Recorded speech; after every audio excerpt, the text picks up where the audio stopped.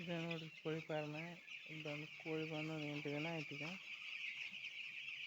ಈಗ ಬರೋಬ್ಬರಿ 3 ಗಂಟೆ ಆಗೈತಿ. ಸಿಕ್ಕಾಪಟ್ಟಿ ತಂದೈತಿ. ಕೋಳಿ ಬೆಳೆಸೋದೈತಿ. ಅಲ್ಲಿ ತಂದು ಹತ್ಕೊಂಡು ಅಲ್ಲಿ ಗುಂಪಾಗಿ ನೋಡಿ ಈ ಥರ ಕುಂತಿರ್ತಾವೆ.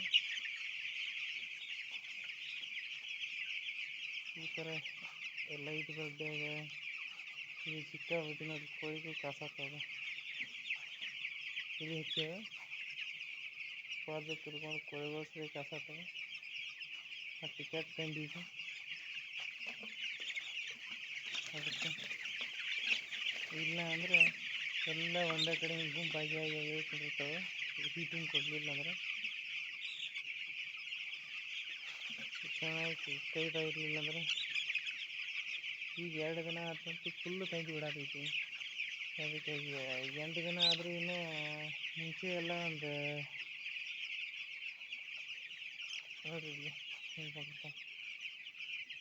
ಗುಂಪಾಗಿ ಅದಕ್ಕೆ ಈಗ ಲೈಟ್ ಈಗ ಬಂದ 3 ಗಂಟೆಗೆ. ಹೀಗಾಗಿ ಇನ್ನೇನು ಮಾಡ್ತಾರೆ, ಟೆಂಪ್ರೇಚರ್ ಜಾಸ್ತಿ ಆಗ್ತೈತಿ. ಬೆಳಿಗ್ಗೆ ಟೈಮ್ ಜಾಸ್ತಿ ಹಿಡಿದೈತಿ. ಜಾಸ್ತಿ ಹಿಡಿದೈತಿ ನೋಡಿರಿ ಇದ್ದಿದ್ದು. ಇದಕ್ಕೆ ಇದೆ ನೋಡಿರಿ ಶೆಡ್ ನಮ್ದು.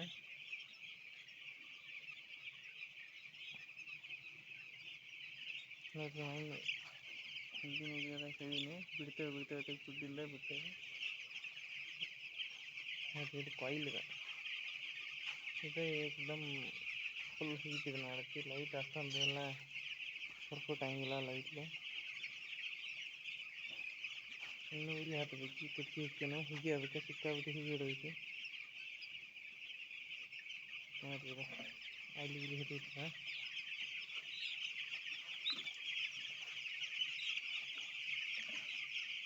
ನೋಡ್ರಿ ಇಲ್ಲಿ ಹಿಡಿಯುತ್ತೆ. ಅದ್ರ ಕಡೆ ರಾಜ್ಯಕ್ಕೆ ಹೋಗಿ ಕಾಸು ಕೊಡತ್ತವು.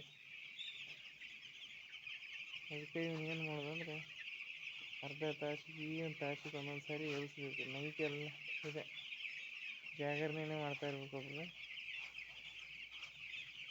ಅದಕ್ಕೆ ನಾವು ಏನು ಮಾಡ್ತೀವಿ ಅಂದರೆ 2 ಗಂಟೆ ತನಕ ಒಂದು ಶಿಫ್ಟ್, 2 ಗಂಟೆ ಅಂದರೆ 6 ಗಂಟೆಗೆ ಡಿವೈಡ್ ಮಾಡ್ಕೊತೇವೆ. ಹೊರಗಿನವ್ರನ್ನೆಲ್ಲ ಮನೆಯವ್ರನ್ನ ನೋಡ್ರಿ ಇದೆ ನಮ್ಮ ಕೈ 8 ದಿವಸ ಆಗ್ತೈತಿ ಈಗ.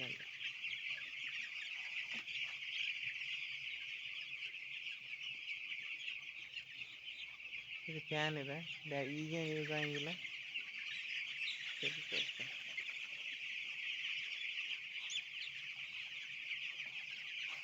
ಕೆಲವೊಂದು ಸಣ್ಣಾಗಿರ್ತಾವೆ. ತಾವು ಬೇಕು ದೊಡ್ಡ ಆದಂದ್ರೆ ತಂಡಿಬೇಕು. ಇದೆ ನೋಡಿರಿ ಫ್ಯಾನ್.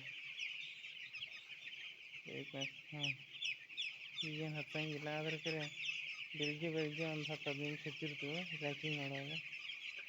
ಅಮೋನಿಯಾ ಎಲ್ಲ ಹೊರಗೆ ಹೋಗ್ಲಿಕ್ಕೆ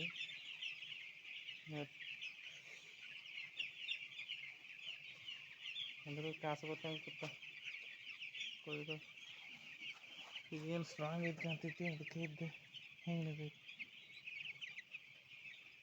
ನೀರು ಕುಡಿಯಾಕತ್ತವ. ಅದು ನೋಡಿರಿ ಫುಡ್ಡು ತಿನ್ನಾಕತ್ತವ. ಇವಕ್ಕೆ ಲೈಟ್ ಬೆಳಗ್ಗೆ ಕಾಸು ಗೊತ್ತು ಕೂತಾವೆ.